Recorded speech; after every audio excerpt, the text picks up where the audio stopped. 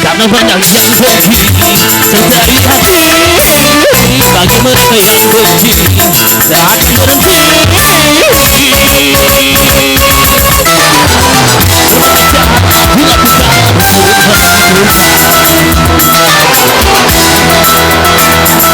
Bila kita kamu tanya dibenci, kau percaya lagi apapun yang terjadi, dia tak peduli.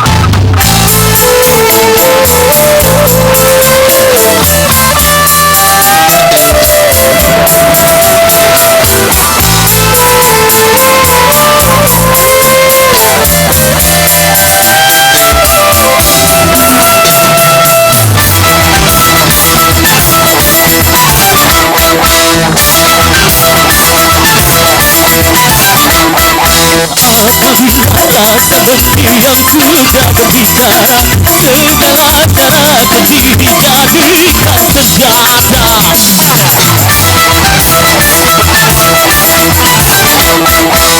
Berhembuskan badan kita dari segala arah, tujuannya memutuskan segala ikatan, ikatan keluarga. Dengan semuanya satu aja membuat manusia semua bisa bersenang berusaha. Tuhanlah yang membutuhkan segala urusan, dialah yang mempunyai atau menghidapkan.